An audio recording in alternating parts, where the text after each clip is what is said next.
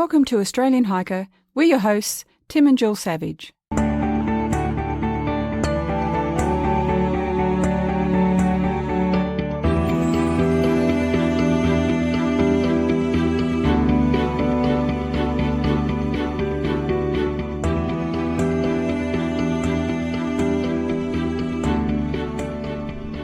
This is episode 121 of the Australian Hiker podcast. And this episode is the first of our on-trail episodes from our Hume and Hovell Track. And we're going to be talking about the trip so far up till the end of day 3. Okay, it's 7:25 on Saturday morning, 31st of August, and we're here at the Cooma Cottage, which was Hamilton Hume's residence in this area, and the trailhead for the Hume and Hovell Track. Nice early start. We've got about 22 kilometres to do today, so it's not a difficult day, but there is a lot of road working involved in today's and tomorrow's walk before we actually get into the bush. So we're really passing through a rural land, and in fact we're actually going to be walking through the town of Yass in around about 15-20 minutes before we head out of Yass and start getting more into the back roads. Yeah, we won't be tempted to have a coffee though. We've had the coffee headache, so that's behind us, and we've got 19 days to go without coffee, but I'm not counting, am I? But we do have a McDonald's not far up the road, so we could actually stop in there. It's interesting looking at the sign at the trailhead here. It actually is saying 440 kilometres, so this trail was built and opened in 1988 as part of the bicentenary, and there have been a couple of changes since, so I'm guessing the 426 kilometres that's now quoted probably takes into account some bridges that weren't there in the early days that don't mean you don't have to do any diversions around some watercourses. So we'll find out and see how that goes on the track. So I hope everyone enjoys the next 19 days as we bring them to you on one of Australia's not so well-known long-distance trails. Talk to you later. Okay, it's mid-morning. It's just on 10:24. We've been going for about 2.5 hours, and we've done just a bit over 10 kilometres. Most of that 10 kilometres was walking along the side of the highway, in through the town of Yass, back out along the highway before we turned off. And for those of you that know this area, there's a large service centre, has a petrol station, McDonald's, Kentucky Fried. So if you really get hungry before you turn off from civilization, there's your last chance. The road itself, not the most exciting walk, and we knew that. When they went through and built this track, they tried to put it on a lot of national parks and reserves. There's some private land involved, but certainly it gets to the stage where sometimes it was just easier to use road verges. And they are planning on reducing the amount of road verges that are used, but it's a slow process. Yeah, there are some points where it's a little bit tricky. There isn't much on the side of the road to walk on, and there's quite a bit of traffic. On a Saturday, probably a bit less, but Monday to Friday I think it'd be pretty busy. Walking through Yass is lovely. I don't know how many times I've driven through Yass, but that was a very pleasant stroll through the town centre there, and looking at all of the various development and the cafe life. I think there's a cafe every second shop, which is kind of nice to see because it brings people out and gets them together. Okay, the weather's pretty good. We've sort of stripped down to a single layer now, or at least I have, and Jill's taken a layer off as well. And the jackets went from first thing this morning. So nice weather, just a mild breeze, overcast with a bit of light cloud, but otherwise it's a sunny sort of day. So we're now walking through rural land. Talk to you later. It's just on 12 o'clock. We've decided to stop for lunch. We're still walking up Black Range Road, which about a kilometre and a half ago turned into a dirt road from bitumen. So virtually once we went over a new bridge, it pretty much changed then into dirt. Bit of a change. It's certainly much quieter around here. There's some pretty amazing farms actually. Normally you sort of, I'm so used to seeing the typical farm throughout most of New South Wales, Victoria, and there are some very, very flash buildings and flash houses back here. Very well maintained properties. Very well maintained properties as well. I know the Yass area is one of Australia's premier fine wool areas, and there certainly are a lot of sheep, but we're starting to get into the cattle as well. So what we're looking at now, sitting here, we're just on the edge of the road, just sitting on a grassy bank, looking out over a valley just across the road. Very green. It's obviously had enough rain coming out of winter, coming out of spring. It's starting to grow with some trees, eucalypt trees on the hilltops just across the valley. It's a hard walk to start the trip. Yep. If we can get through this, we can get through anything. Yeah, pretty much most of today is road walking, and I think we've got a section tomorrow before we start getting into to trail for the bulk of the rest of the trip. But the traffic's pretty much disappeared. We're just getting the local cars that are heading off home or heading out to do work because it still is Saturday. So it's sort of not a huge amount compared to what there was along coming through the Yass along the highway there. Yeah, so and as Tim said, it is a bit of a tough walk. We have to navigate the dust when a car comes past, but fortunately there aren't too many of those. It is a lovely spot though around here. You can hear the chickens in the background, and you can also hear some birds. And as Tim said, we're starting to see more cattle now, but very picturesque and very rolling landscape at the moment. Okay, lunchtime. Good evening. It's day one. It's 5:45. We're here in our tent. We've had dinner, and we're not far off going to sleep. We're both pretty tired. Yeah, it was a pretty hard day. 26 kilometres today, so a bit further than we had planned to go. Partly because we walked past the rest site that we were supposed to be resting at, and so we've picked a spot on the side of the road, which is not too bad, but every now and then you get a bit of a drive past. The bitumen road returned for a little bit after the dirt road, and then we got dirt road again. So it was pretty hard walking today, but all in all, we made good progress. And you can hear a vehicle driving past. It's not quite as close as it sounds.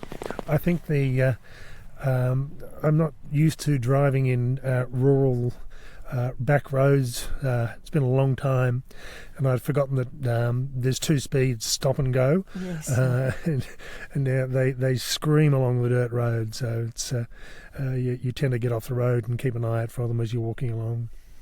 Yeah, though mostly it was okay. A few people slowed down, so we didn't get too much dust on us.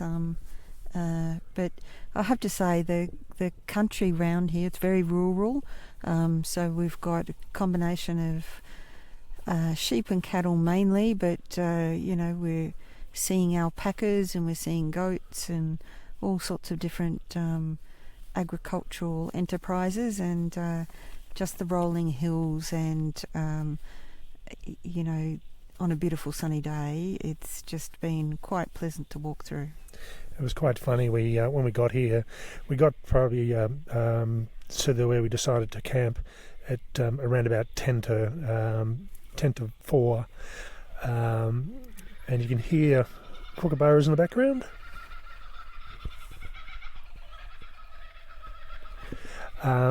But we're looking up a hill, and there were sheep in one paddock, and we thought, oh, what's that in the next paddock?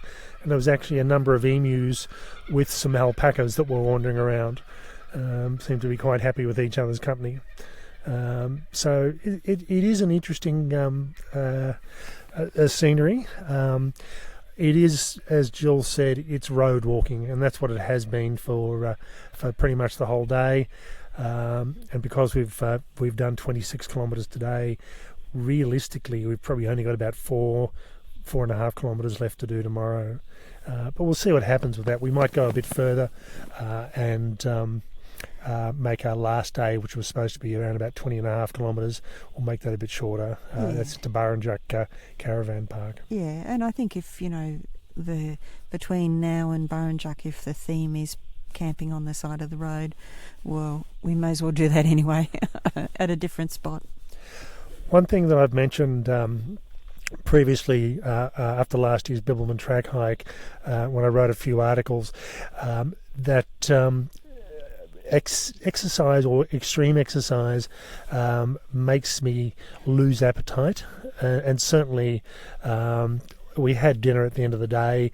We had a 2-person freeze-dried meal and we just couldn't finish it.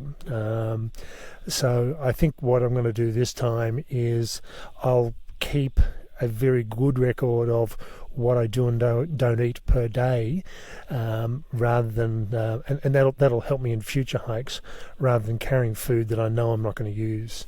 Well, we could do what I suggested, which was a single meal and top it up with veggies.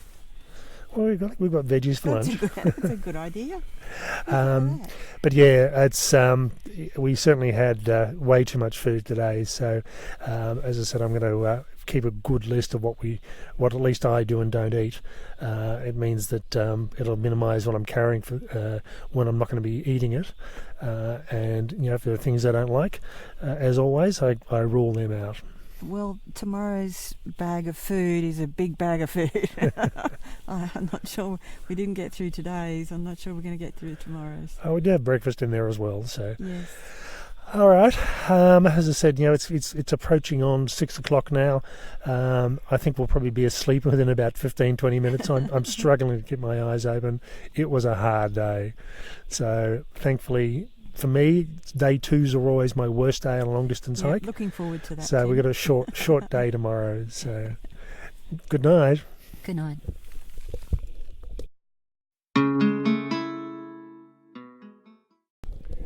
Good morning. It's 8:36 on day 2 of our Hume and Hovell Track hike, and we've just finished breakfast and packed everything up, and we're just about ready to go. We were pretty much asleep by 6 o'clock last night. Very tiring day walking on road surface for a distance of 26 kilometres. But today we've got approximately about 4, maybe 5 kilometres, depending on how the map goes. We overachieved on the first day. Yeah, so we've got a pretty cruisy sort of day. Seems a bit odd, but basically we need to reach the caravan park at Burrinjuck, Reflections Holiday Park, for Tuesday morning for our boat trip. So we'll get in there Monday afternoon, and really that's the dictating factor. So very short day today. Good night's sleep last night. I know for me, I had sleep in probably about 5-hour blocks. I don't think so. I don't think I did. It wasn't that cold, although when we got up this morning there was a frost just across the road on the grass, but we were fairly sheltered, and apart from having to get up and answer the call of nature in the night, it was a reasonably good night's sleep overall. Mind you, I worked out why I wasn't as comfortable as I could have been. I had my spoon in my back pocket all night. We went for a search for it this morning, and the last place that you look is the back pocket of the pants. So, reasonably rested. Didn't have a huge amount of sleep, but feeling quite good for a short day, and quite warm. I think the interesting thing about the really super lightweight tents is that you do get a little bit of a draft coming under the fly, and for some reason it's always on my side. I don't know why, which, when we got up this morning and saw the frost across the road, probably made sense given that I was on that side. So not a bad sleep. We've had a good breakfast, we've dried the tent out, and we're all ready to go. Okay, it's time to head off. We're here at the Captain campsite, total of 4.37 kilometres from where we overnighted, and it took us just on an hour. And it's one of those sort of things that hindsight would have been really wonderful. We may have decided to camp over here last night had we have known exactly where it was, but not being sure whether it was 2 or 3 kilometres or 6 kilometres, we decided to stay where we were, which was fine. I mean, we did 26 kilometres, so that's fine. The campsite itself is named after the lead bullock of Hume and Hovell's expedition. I must admit, I would have thought it would have been named after Hovell or something like that, but never mind. Yeah, you find these things out. You may be able to hear in the background there's some sheep on the next door neighbour's property bleeding away. Bleaching, not yep, bleeding. Yep. Campsite's quite nice. There's a toilet block, as in one toilet. There's a water tank, and we filter the water regardless, and it does say please filter, it's not for drinking. And there's a number of grassy areas where you can sort of pitch your tent. It's actually quite a reasonably large area. So if you wanted to be sort of 40 metres away from where the little shelter and the table is, and when I say shelter, it's a picnic table shelter, not a sleeping shelter, you've got plenty of flexibility. One thing that's quite interesting is there's a lot of fallen trees in here. So obviously the trees drop and they're not cleaning it up. But partly there's also a fire pit here as well, so it means that if you're so inclined you can go and collect the wood and there's plenty of it. But it's probably worthwhile doing a tiny bit of a clean up in here and maybe just stacking the wood. I would be concerned about some of the trees that have got a lot of big dead branches, so you want to keep an eye out where you camp. But there are some nice flat grassy areas to work with. Yeah, it's quite a pleasant little spot. So we're starting to get into some low open woodland now, and there are sort of farms beyond the strip of nature, if you like. So we're not quite into the bush yet, but starting to get a little bit more pleasant. The road's narrowed a little bit. There's probably, I think 2 vehicles that have passed us today, which, is nothing. So that's a bit more pleasant as well. And the track or the road seems to be a little bit easier to walk on. It's a bit gravelier, but it's winding and it's a little bit more interesting. We were originally going to camp here overnight, but given we've only been walking for just on an hour and we just had a morning tea break, we've still got plenty of daylight left, so we're going to keep on going. And rather than having 20 kilometres to go tomorrow, we figured we'll do another 7 to 10 kilometres today, just to make 2 relatively easy days today and tomorrow. There's a couple of sites that are identified on the map as being rest sites, and then there's another one that's shown on the map as being water views. So we'll keep on going to around about lunchtime, or those next 2 sites at least, and see what they're like, and we'll either stop at the second of those sites or continue on to the third, which will give us around about that'll give us around about 10,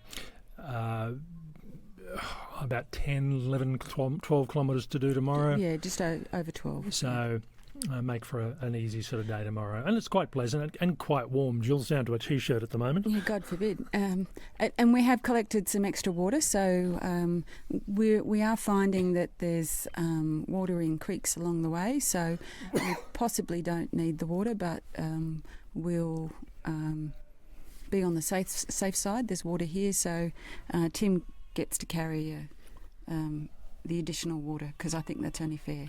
Yeah, and I must admit, I've got a 3 litre bladder in my pack and it's not full, so I've got about 2 litres in that, so that should cover us. Toilet facilities here, typical composting toilet. There is a roll of toilet paper in here. I don't know how often the rangers check it. It's diminishing. It's diminishing, yeah. So we're always strong believers of bringing our own toilet paper just in case. But there is toilet paper here. So, okay, on we go.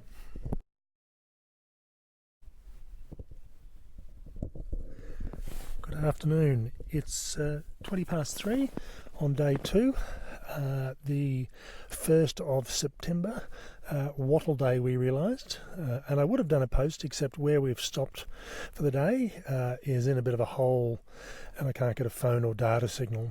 So happy Wattle Day, everybody.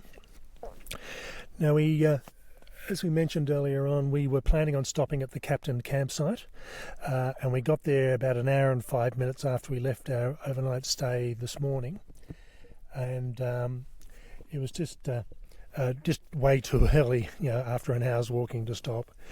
So rather than stopping there after an hour and then having a 20-kilometre walk tomorrow, we kept on going and we ended up doing 15.2 kilometres, which gives us roughly about 9 kilometres left to go tomorrow. So pretty easy sort of day tomorrow, and not too difficult day today. More road walking, both on bitumen and dirt. The map's quite interesting, that comes with the map set that comes with the Hume and Hovell Track. The Captain campsite, that was fine. We found that without any too much problem. And we thought it would be roughly 4-ish kilometres on from last night, and it ended up being 4.37 kilometres. Approximately, yeah. Never know how accurate these GPSs are. And we were actually thinking about, would we have gone the extra distance yesterday had we have known? And we may have done, but it would have got us there probably at about 5 o'clock, and it would have been a quick setup before it started getting dark. And as we said, we have a booking for the boat on Tuesday morning to take us across Burrinjuck Dam, and had we got to Burrinjuck early, because certainly if we had gone to Captain last night, we probably would have ended up going to Burrinjuck tonight. We would have had to book additional accommodation and spend 2 nights there just waiting for the boat on Tuesday morning. So it just made sense to go further and make it a slightly longer day. 15 k's is pretty good, and a 9k day tomorrow. As I said, the map's reasonably interesting. There's we were trying to work out what the little stars on the map went, and I think they were rest areas, were they? No, they indicated to be a combination of things, but not so clear. But we've worked out that the translation is there's some rest areas, there's intersections, there's the name of a property. So we thought water views sounded like, okay, we're going to get water views, and it was actually the name of the property. Yeah, so we had to walk on from there a little bit to find a spot that was reasonable for us to camp. But so little bit of translation. I guess you can, the description that's used on the map, you could probably read some of that into it. But it's not overt, and there are 4 or 5 things that are listed. But so far we've worked out they're intersections. There's a rest area, and the name of a property. Now, as I said, we got to this campsite that we found at around about just after 2 o'clock. Took a little while to find a spot because we needed to be off the road. We wanted somewhere flat and somewhere where there wasn't large limbs to drop, and we've just done a podcast on that over the last week. So we spent about 25 minutes just trying to find an ideal campsite. It's not perfect. There's a slight slope running down the tent, which is fine, but really that was the best option we had. We thought that it was going to be a situation where we wouldn't have a water source tonight, so we topped up on water as we were going through this morning. So we pretty much, it's 20 past 3 now. We've got the tent set up. We're having a bit of a rest. We've had something to drink, and we're just waiting till around about 5 o'clock till we can have dinner. So again, I think we'll be in bed. Because everybody eats at 5 o'clock. We do. We're in that age bracket where we probably can do now. But yeah, I think we'll probably be in bed about 6 o'clock again. But no phone signal, unfortunately, so you'll get a double hit once we get into the caravan park tomorrow. There is a signal there, and we'll be able to catch up on posting and the podcasting. I must admit, it's sort of talking to a few people online, there seems to be signal about every second day. We had signal all yesterday, we had signal most of today, and we will pick up signal tomorrow once we get down to the caravan park. So it's reasonably good so far. Where we're actually staying is in one of the nature reserves, and it's we've got all the tree growth back again. There is properties off to one side of us, but this is a road that leads down towards Burrinjuck, not the main road. We drove that about a week ago, so it's a bit more interesting and a bit more life in the bush.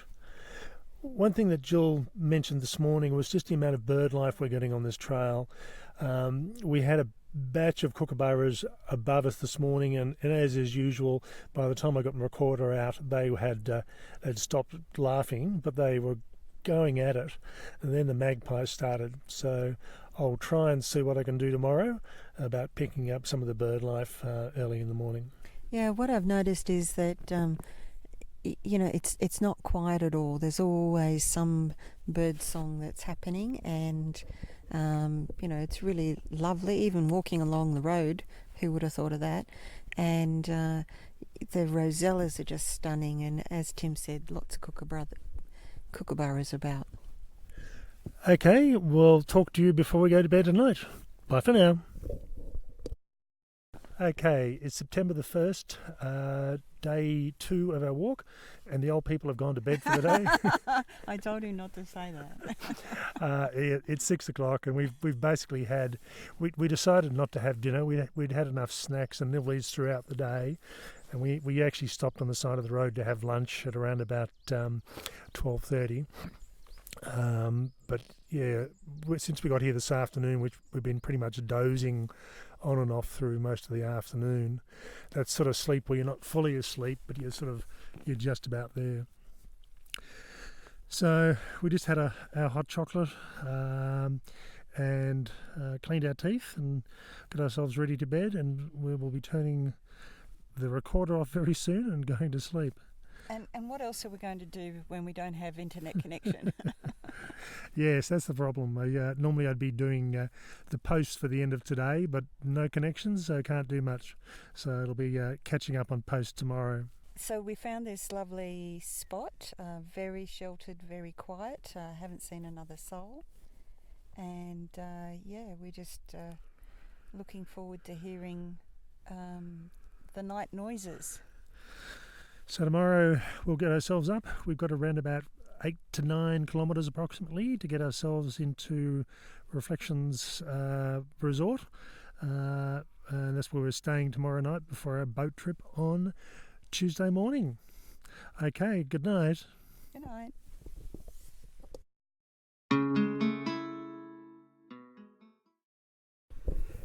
Good morning. It's September the 2nd. It's day 3 of our Hume and Hovell Track hike. We're here in our tent. It's around about 6:15, 6:20. We've woken up well and truly. We've started having bits of breakfast. We're just about to pack up, so it'll probably be an early-ish sort of start this morning, not 9 o'clock like we had yesterday morning. I certainly didn't have as good a night's sleep as I did the night before. I think partly because I sort of dozed on for a number of hours during the afternoon. I found that the tent site, which was perfectly flat enough to have a nap in the afternoon, seemed to be really steep and sloping at night time. so I don't know what happened there. I actually found it was quite good for most of the night. We had some rain last night, which I think was on our tent as opposed to anywhere else around. So the ground seems to be pretty dry everywhere else, but our tent seems to be quite damp. And that woke me up. I struggled to get back to sleep again. Not too much wildlife out. We're nearby a fence, and there's a few holes that have been pushed through by wombats, and there's a couple of wombat holes on the other side of the fence up the hill.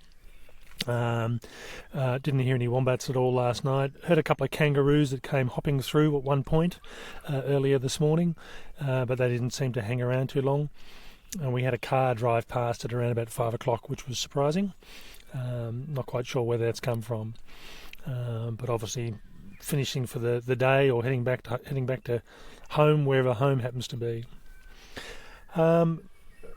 We'll only have a short walk in today, roughly around about the 9 to 10 kilometre mark. So depending on how fast we actually go, we probably, if we leave here sort of 7:30, we'll probably be in by sort of 9:30, 10 o'clock into the caravan park. So hopefully we'll be allowed to check in early, otherwise we'll be hovering around until we can do. But yeah, it looks like it's a bit overcast today. The rain was forecast for around about 10%, I think. So I think that hopefully we've had that during the night and it'll clear away during the day. Talk to you later. Good morning. It's day 3. It's 7:47. We've been going for around about half an hour now. We just found a really nice sunny spot, very scenic. So we decided just to have a bit of a stop and hang the tent fly out, which was still wet from the rain we had last night. It's not going to dry in the time we're staying here, but at least we get rid of a bit of the moisture off it. It was interesting. One of the things I always find, we found some tent sites that would have been quite good, probably about 20 minutes on, but it's always a bit of a guessing game. As you know, when you find a good site, do you keep on going in the chance of finding a better one, or do you stay put with what you've got? And I think the site we found further on may have been slightly better, but not so much that it was worthwhile risking it to keep on going. We're back out into the sun now. Where we'd camped before was I love the sun. where we'd camped before was pretty much in a valley, so it was very shady, and the sun hadn't hit us by the time we left. Out into rural areas, lots of sheep on the paddocks, at least on one side, lots of green grass. I think as spring hits, we get a bit more rain, a bit more warmth, the grass will really start picking up. But it's a nice little area here, actually. It's quite nice. Yeah, it's quite beautiful. I think I've said before that it's a kind of rolling hills scenery, interspersed with low open woodland, and that's where we were overnight. So we're just travelling between two properties now, so it's a little bit more open and a little bit more sunny, and we're sort of on I guess the dirt track that we're on is becoming more of a hiking track. It's still for road use, but I suspect there are very few vehicles that drive on this part of the road now, so it's certainly not well maintained or anything like that. So be a very quiet day, I think.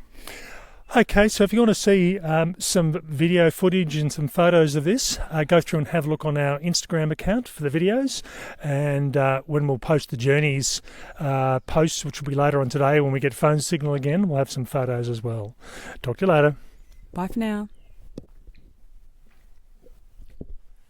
So it's the afternoon, and we're now here at Burrinjuck Dam at Reflections Holiday Park. We arrived in this morning at around about 10:30, after what our GPS is telling us is roughly about 15.7 kilometres. And I think, which is a few more than we planned to do today. But I think we got to the dam this morning, and it was like we can see where we're going, and then we had to sort of backtrack to go around the dam itself, and that was the longest part of the whole trip, I think. Yeah, and I think maybe the distances that are on the signage are to the dam as opposed to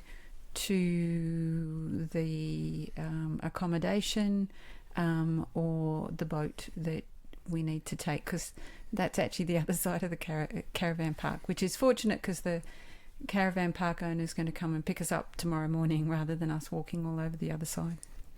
Now, I think certainly from our perspective, the last recording we did was about half hour after we actually left our overnight campsite, and from there on the track got quite interesting. The road got a bit narrower, and it ended up turning off onto the first of what you'd really class as a bushwalking trail. And it was quite funny to see some signage there saying no horses and no motorbikes. Good luck to anyone that can get either of those forms of transport on this track this morning. Yeah, that's right. It became quite narrow. probably the width of 2 feet side by side in some places, and a little bit slippery, lots of moss growing in some places, or the other extreme, really dry and powdery, but still quite as narrow. And then having to climb over a number of fallen trees and branches that were in place. So I think it's one of those sort of things that on my Bibbulmun track hike last year, I don't think there was any time that I really felt worried that I was going to slip down an edge or an embankment. But this morning, that I sort of had to pay real close attention to where I was going because the trail was quite narrow, and the footing was a bit, where it was a bit damp, was quite treacherous. I wouldn't like to have to do it in or after a heavy rainstorm. Yeah, and I think I was probably okay having smaller feet, but some of those places to put your feet were quite narrow for someone like you, Tim, with big feet.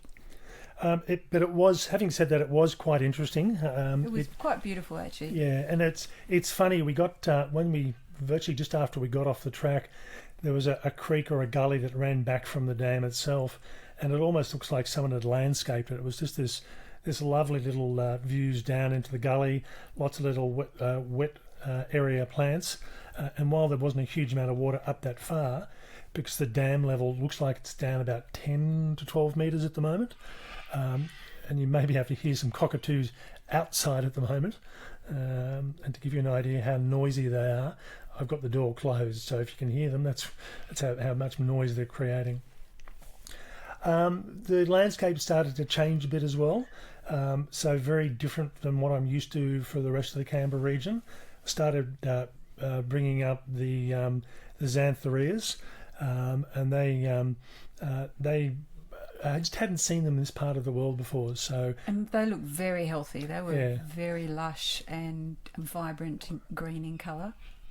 So we got to reflections at 10:30, and I must admit, if you are coming, we had been here last weekend to drop off our food, and if you haven't been here at all, and we have been, as I said, to drop off our food, but I wish we had have had a map with us, because you get in and all of a sudden it's like, where's the office? And the office is probably the easiest way to think about it. It's up the highest point of the caravan park. Yeah, and it's vast. This is a huge caravan park. So, you don't want to be lugging your backpacks around and up and down the hill, trying to A, find the office, and then B, find your accommodation.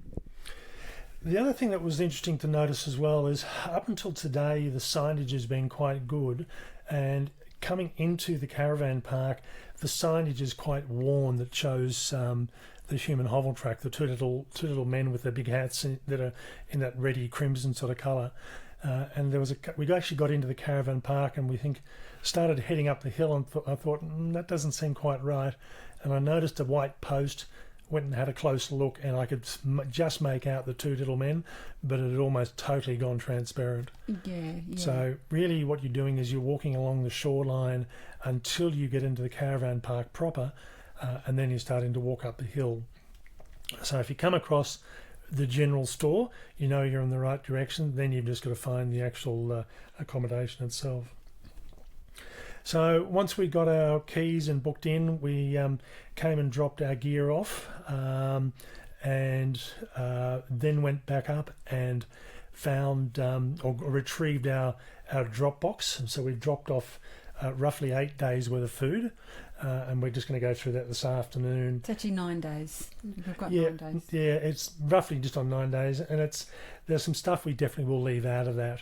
I decided to be healthy this time, and I got peanut butter without sugar and salt, and I think cardboard, in all honesty, would probably taste better. That was a mistake. So we're going to stick with the Nutella. Again, there's been some things that I haven't eaten over the last couple of days just because I've been so tired, and exercise does actually dampen my my appetite. So one thing I am doing on this trip is actually going through and keeping a note of what I am actually eating, because I based this trip off last year's trip, And in all honesty, I think first couple of days my appetite's not there, so we could have actually dropped a bit of some of the bits and pieces of the meals out, or reduced the size of the meals. As far as animal life is concerned, it's pretty much been bird life all the way. We heard some kangaroos hopping around last night, but there seems to be birds everywhere. There were birds flying overhead at night time, making a bit of noise as they went past the tent. Not so much with their screeching, but with their you could hear them flapping their wings. This morning, again, lots of bird life around the place. Haven't seen any kangaroos outside of the holiday park, and there's some very fat, happy kangaroos wandering around eating the grass here. Some of those rosellas were a bit chubby too. Yeah, and that, obviously they sell bird seed and people are feeding them. We were sitting there just having a bit of a break before I went and retrieved the key to the accommodation, and these rosellas came over and were looking at us saying, "Where's our food?" So they're obviously used to being fed on a regular basis. Good facilities here at the caravan park. We've opted to go for accommodation that's got an inside toilet. We could have opted to go for one that didn't and have to go outside and walk across the road. You could have opted for a tent site, but in all honesty, it was just much easier to have a bit of a break, have a shower after 3 days, and not have to worry about going out of a tent to do all these things.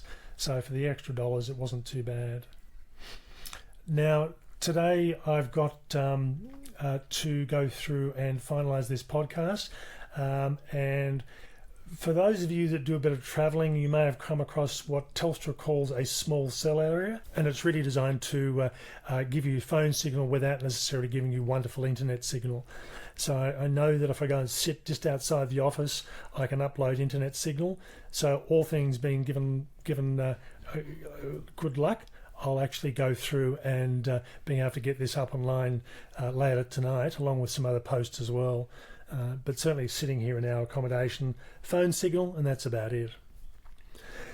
Tomorrow we've got a boat trip across the dam, and that's an 8 o'clock start. We have to be down at the water, and just while I'm sitting here, we've got a lovely king parrot who's just come up to the door, obviously wanting some food.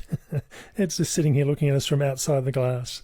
And there were a couple of others that flew past a minute or so ago, sitting on the balcony. The red and the green. Yeah. So it's a sort of thing that I think, as I said, the birds in particular are obviously used to being fed. Now this one's had a mate turn up, so we'll try and see if we can get a photo of them before they scoot off. Just lovely bird life, good to see. But I suppose it's one of those things where, do you feed bird life? People do, so and these guys are obviously very happy about it. Okay, so that's all for us today. As I said, tomorrow's boat trip across the dam, and then we've got an approximately 20 kilometre day for tomorrow. Okay, so that's the first 3 days of our trip. Normally we would have done a few more days to have done the first week, but I really am very limited or very restricted in relation to getting data signal on this trail. And I think I do have it in a couple of spots. So I'm going to have to actually post as I get that availability. With this one through here, I need to go up and sit outside the office where they've got a booster in place because I just can't get data signal down in the accommodation itself. So if internet signal is that important to you, you are a bit limited out here. Okay, so how did you find the first 3 days, John? I think it's good that it's done. We had planned to do around 50 kilometres. I think we've actually done quite a bit more, and there's probably a reason for that. Trail changes, perhaps the initial measurement wasn't as accurate as, say, a modern day GPS and so on. I think that's probably something to be mindful of, particularly as we go on, and we've got some long days that we're how much longer they're going to be, well in practice, that is going to be reflected in the correlation between what we do and what we plan to do. I don't know. So that's one thing. I think the first couple of days walking into the forest was pretty hard. There was some interesting bits, but it was hard walking. And I think one of the things for me about hiking is that it's about hearts and minds. And I noticed that New South Wales Parks has the hike on all of the legs so far that we've done listed as easy. They're probably not particularly demanding. They are long, it's hard underfoot, and it's not very interesting. So that makes it more difficult than easy in my book. I think from my perspective, really from just at the end, towards the end of day one, just as we got to the campsite, that was interesting around there, and then from night 2 onwards was actually quite interesting. The bushland became a bit more natural. You even though we had some road walking, you were pretty much off by night 2. You were off the road, and if you can hear that, that's the flock of cockatoos we've got sitting outside, demanding food outside our accommodation. So they, Jill's trying to shoo them away, and they're obviously not really concerned about people. So from my perspective, it's one of those sort of things that's going to be interesting to see how the rest of the trip goes. I think we are in, certainly from now onwards, we are in parkland and natural parks for a lot of the distance. That first day and a half, not so exciting, but it's one of those sort of things. Do you skip a bit of it because it's not the most exciting thing in the world, or do you do the whole lot? And it'll be interesting to see what our views of the entire track are towards the end. But certainly the first day, it wasn't really doing much for us. And we believe there's another hiker who's going to be coming across in the boat with us tomorrow. I don't know whether they're doing a section or whether they've started just behind us. They could have actually been walking a bit quicker than we were, or starting at a different spot, and we'll find that out tomorrow, and hopefully I'll have a chance to talk to them as well. So tomorrow, as I said, we will be getting a boat trip across the lake or the dam. Now, Hume and Hovell, when they did their trip, they actually had to build a boat to get over, I think it was Burrinjuck, but Burrinjuck wasn't there at that stage. It was actually a river. So, the dams that are in place now do impact on doing the actual trip that Hume and Hovell did, because they were all rivers at that stage in varying states of how wide and how deep they were depending on the time of the year. Yeah, and I think from here on in we'll get to travel more closely to the journey Hume and Hovell took. I don't think they walked down Black Range Road. I don't think that was in place when they came through.